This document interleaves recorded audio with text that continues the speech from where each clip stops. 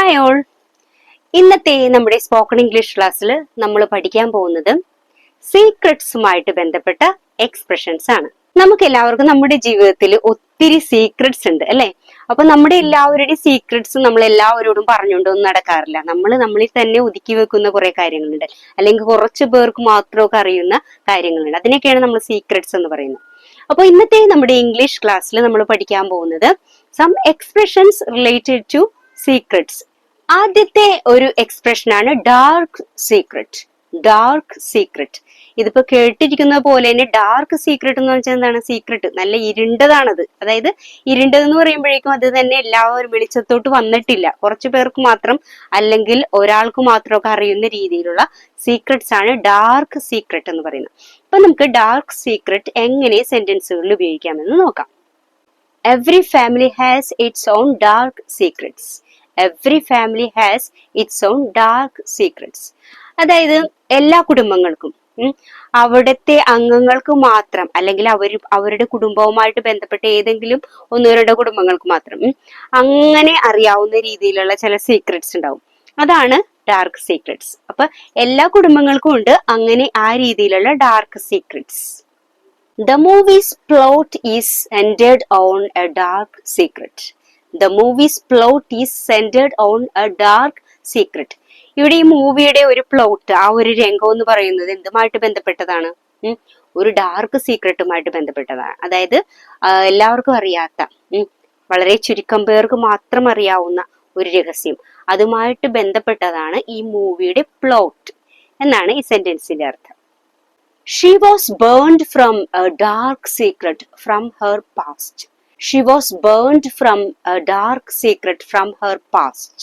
She was burned from a dark secret from her past. കഴിഞ്ഞകാല ജീവിതത്തിൽ ഉണ്ടായ ഒരു അനുഭവത്തിന്റെ ഒരു രഹസ്യം, അത് ആ ഒരു സീക്രട്ട് അറിയാവുന്നത് അവൾക്കും അവളുമായിട്ട് ബന്ധപ്പെട്ടിരിക്കുന്ന കുറച്ചു പേർക്ക് മാത്രമാണ്. അതിപ്പോ അവളെ നിരന്തരം പൊള്ളിച്ചുകൊണ്ടിരിക്കുന്നു, അവളെ പൊള്ളിക്കുന്നു.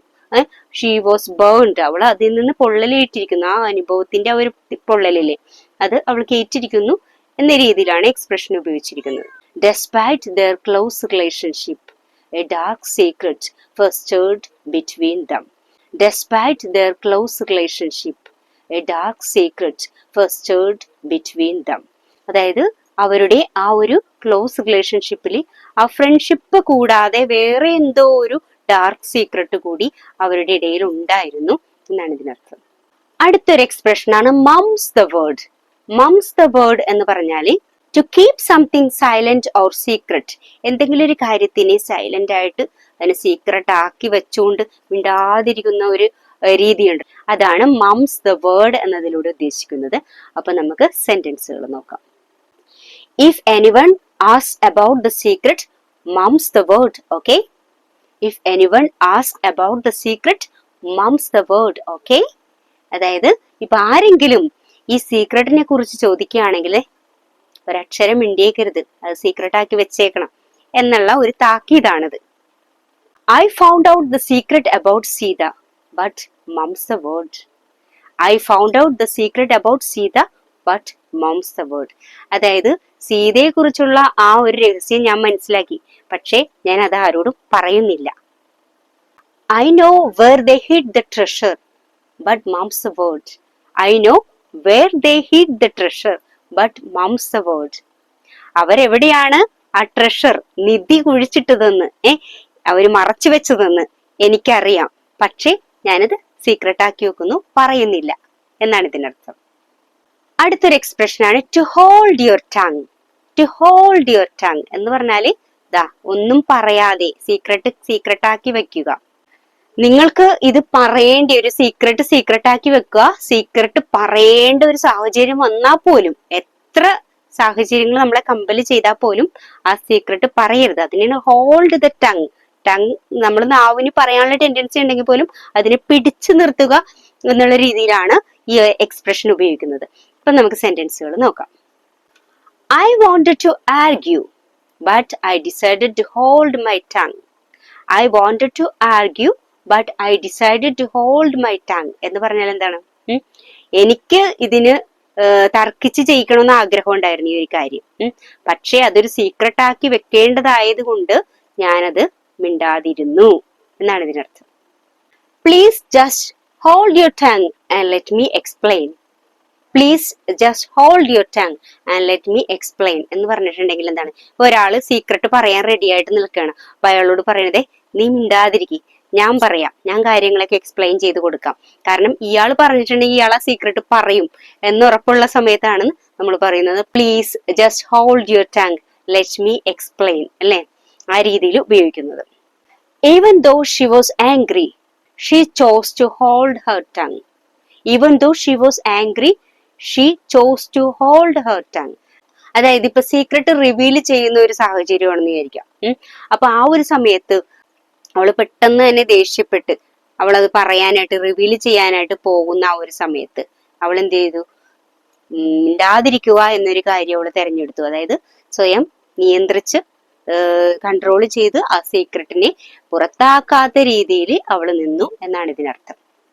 അടുത്തൊരു എക്സ്പ്രഷൻ ആണ് like a thief in the night. Like a thief in the night. രാത്രിയിൽ ഒരു കള്ളനെ പോലെ. ഈ കള്ളന്മാര് വരുന്നത് പകൽ വെളിച്ചത്തിലല്ല, അത് എന്താണ്, ഇരുട്ടത്ത് ഒരു സീക്രട്ട് പോലെയല്ലേ. അപ്പൊ അതാണ് ഇവിടെ ഉദ്ദേശിച്ചിരിക്കുന്നത്, like a thief in the night. ഇതൊരു എക്സ്പ്രഷൻ ആണ്. കള്ളന്മാര് വരുന്ന ലിറ്ററലി ആയിട്ടുള്ള കാര്യമല്ല, ഇത് ആ രീതിയിൽ ഒരു എക്സ്പ്രഷൻ ആണ്. അതായത് സീക്രട്ട് ആയിട്ട് എന്നുള്ള രീതിയിലാണ് ഇവിടെ ഉപയോഗിച്ചിരിക്കുന്നത്. അപ്പൊ നമുക്ക് സെന്റൻസുകൾ നോക്കാം.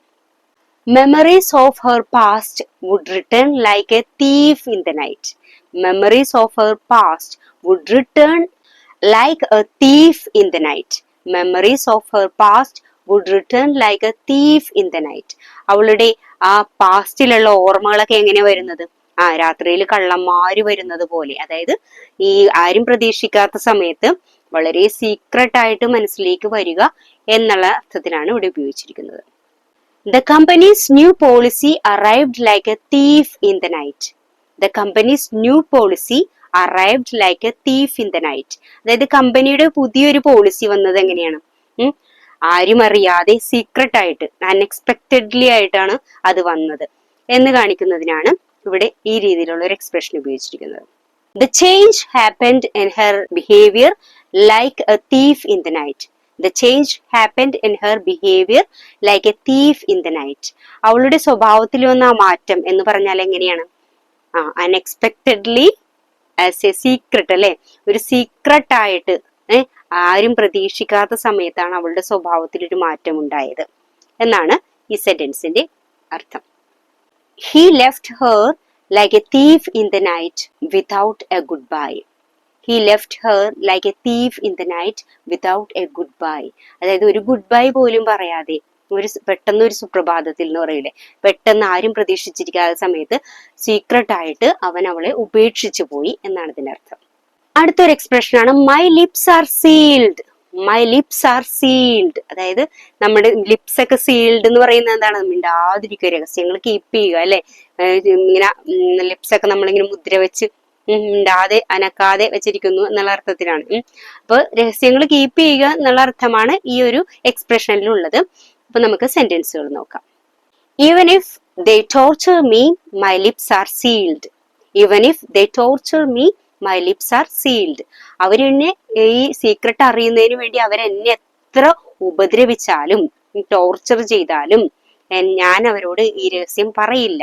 അതാണ് even if they torture me, my lips are sealed എന്നതിലൂടെ ഉദ്ദേശിക്കുന്നത്. I know you told me in confidence.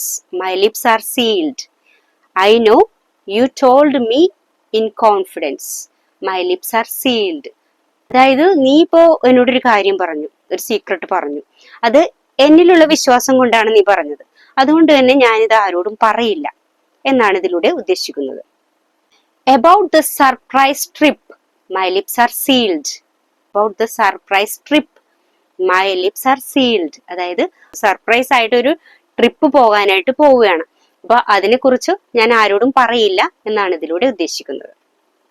അടുത്തൊരു എക്സ്പ്രഷൻ ആണ് of the record. Of the record എന്ന് വെച്ചിട്ടുണ്ടെങ്കിൽ ഇത് ഒഫീഷ്യൽ ആയിട്ടുള്ള ഒരു കാര്യമാണ്. ഇപ്പൊ ഓഫീസ് റിലേറ്റഡ് ആയിട്ടുള്ള ഒരു മാറ്റർ ആണ്. അപ്പൊ ഇത് നമ്മൾ ഓഫീസിൽ മാത്രം, ജീവനക്കാരുടെ ഇടയിൽ മാത്രം ചുരുങ്ങേണ്ട ഒരു കാര്യം.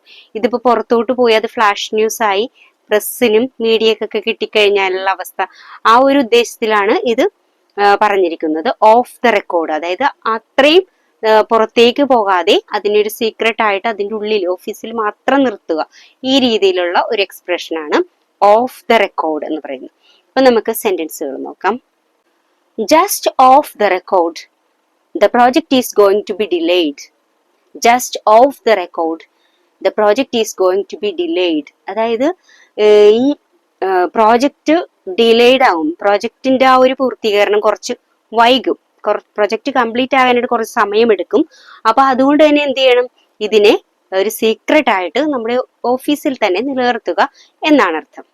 The politician requested that there conversation should remain strictly of the record. The politician requested that there conversation should remain strictly of the record. അതായത് ഈ പൊളിറ്റീഷ്യൻ എന്താ പറഞ്ഞത്, ഈ രാഷ്ട്രീയ പ്രവർത്തകൻ പറയുന്നത് എന്താ വെച്ചിട്ടുണ്ടെങ്കിൽ അവർ തമ്മിലുള്ള ആ ഒരു സംഭാഷണം അത് സ്ട്രിക്ട്ലി ഓഫ് ദി റെക്കോർഡായിട്ട്, അതായത് ഈ പറഞ്ഞ ആ ഒഫീഷ്യൽ സെറ്റിംഗ്സിൽ തന്നെ അത് നിൽക്കണം, ഈ സീക്രട്ട് പുറത്തു പോകരുത് എന്നാണ് ഇതിലൂടെ ഉദ്ദേശിച്ചിരിക്കുന്നത്. She asked that her opinion should remain off the record. She asked that her opinion should remain off the record. അതായത് ഇപ്പൊ ഒരു മീറ്റിംഗ് നടക്കുന്ന സമയത്താണ്, അപ്പൊ ആ മീറ്റിംഗിൽ അതിലൊരു അംഗം ഒരു ഒപ്പീനിയൻ പറഞ്ഞു, ഒരു അഭിപ്രായം പറഞ്ഞു. അപ്പൊ ആ അഭിപ്രായം പുറത്തു പോകരുത്, ആ മീറ്റിംഗിന്റെ ആ ഒരു പ്ലേസിൽ തന്നെ അത് ഒതുങ്ങി നിൽക്കണം, അത് പുറത്തേക്ക് ലീക്ക് ഔട്ട് ചെയ്യരുത്, അതൊരു സീക്രട്ട് ആയിട്ട് സൂക്ഷിക്കണം എന്നാണ് അവൾ ആവശ്യപ്പെട്ടത്. അടുത്തൊരു എക്സ്പ്രഷൻ ആണ് on the sly. On the sly എന്നതിലൂടെ ഉദ്ദേശിക്കുന്നത് എന്താ വെച്ചാല്, അതായത് ഇപ്പൊ ഒരു കാര്യം അത് തെറ്റാണ്, അത് ചെയ്യുന്നത് ശരിയല്ല എന്നറിഞ്ഞുകൊണ്ട് നമ്മളിപ്പോ അത് ചെയ്യാൻ പോവുകയാണ്, എന്നിട്ട് അതിനൊരു സീക്രട്ട് ആയിട്ട് വെക്കാനായിട്ട്, ഇപ്പൊ ഈ ചെയ്യുന്ന കാര്യം അത് തെറ്റാണെന്ന് അറിഞ്ഞിട്ടും നമ്മൾ ചെയ്യുന്നു, അത് ബാഡ് ആണ് അല്ലെങ്കിൽ അത് ശരിയല്ല എന്നറിഞ്ഞിട്ടും ചെയ്യുന്നു, പക്ഷെ അതിനൊരു സീക്രട്ട് ആക്കി ഒതുക്കി വെക്കാനായിട്ട് പറയുമ്പോഴേക്കും, അങ്ങനെ ചിന്തിച്ച് അതിന് സീക്രട്ട് ആക്കി വെക്കുമ്പോഴേക്കാണ് ഓൺ ദ സ്ലൈ എന്ന പ്രയോഗം ഇവിടെ നമ്മൾ ഉപയോഗിക്കുന്നത്. അപ്പൊ നമുക്ക് സെന്റൻസുകൾ നോക്കാം. They had been meeting on the sly for many months. They had been meeting on the sly for many months. അവര് മാസങ്ങളായിട്ട് ഇങ്ങനെ തെറ്റായ രീതിയിൽ അല്ലെങ്കിൽ സീക്രട്ട് ആയിട്ട് ഇങ്ങനെ കണ്ടുകൊണ്ട് വരികയാണ്, അത് തുടർന്നുകൊണ്ട് വരികയാണ്, പക്ഷെ അത് അവർ സീക്രട്ട് ആക്കി വച്ചിരിക്കുകയാണ് എന്നാണ് ഇതിനർത്ഥം. The children were playing video games on the sly. The children were playing video games on the sly. അതായത് കുട്ടികൾക്ക് അറിയാം വീഡിയോ ഗെയിംസ് പഠിക്കുന്ന സമയത്തായിരിക്കാം, അപ്പൊ ആ സമയത്തൊക്കെ അത് കളിച്ചുകൊണ്ടിരിക്കുന്നത് ശരിയല്ലെന്ന് കുട്ടികൾക്ക് അറിയാം. അപ്പൊ അങ്ങനെ ശരിയല്ലാത്ത കാര്യങ്ങൾ കുട്ടികൾ മറവില് മറ്റുള്ളവർ അറിയാതെ സീക്രട്ട് ആയിട്ട് ചെയ്യുന്നു എന്നുള്ളൊരർത്ഥമാണ് ഇവിടെ ഉള്ളത്. They were eating sweets on the sly, hoping their teacher wouldn't notice. They were eating sweets on the sly, hoping their teacher wouldn't notice. അതായത് ടീച്ചറിന്റെ കണ്ണ് വെട്ടിച്ചിട്ട് കുട്ടികൾ ചെയ്യുന്ന പ്രവൃത്തിയാണ്. അവര് മിഠായി തിന്നുകൊണ്ടിരിക്കുകയാണ്, ടീച്ചറിന്റെ കണ്ണ് വെട്ടിച്ചാണ്. അപ്പൊ അത് ചെയ്യുന്നത് ശരിയല്ലെന്ന് അവർക്കറിയാം, പക്ഷെ അത് അവർ സീക്രട്ട് ആക്കിയാണ് ചെയ്തുകൊണ്ടിരിക്കുന്നത്. അതാണ് ഇവിടെ ഓൺ ദ സ്ലൈ എന്ന പ്രയോഗം ഉപയോഗിച്ചത്. അപ്പോൾ ഇത്രയും എക്സ്പ്രഷൻസ് ആണ് നമുക്ക് സീക്രട്ടുമായിട്ട് ബന്ധപ്പെട്ട് പഠിക്കാനുണ്ടായിരുന്നത്. അപ്പൊ നമ്മളെല്ലാം ഈ എക്സ്പ്രഷൻസ് ഒക്കെ പഠിച്ചു. അപ്പൊ സീക്രട്സ് ഉപയോഗിക്കുന്ന സ്ഥലങ്ങളിലൊക്കെ നമുക്ക് ഇനി ഈ എക്സ്പ്രഷൻസ് ഉപയോഗിക്കാം. അപ്പൊ വീണ്ടും അടുത്തൊരു പുതിയ ടോപ്പിക്കുമായിട്ട് അടുത്ത ക്ലാസ്സിൽ കാണാം. അതുവരെ എല്ലാവർക്കും ബൈ.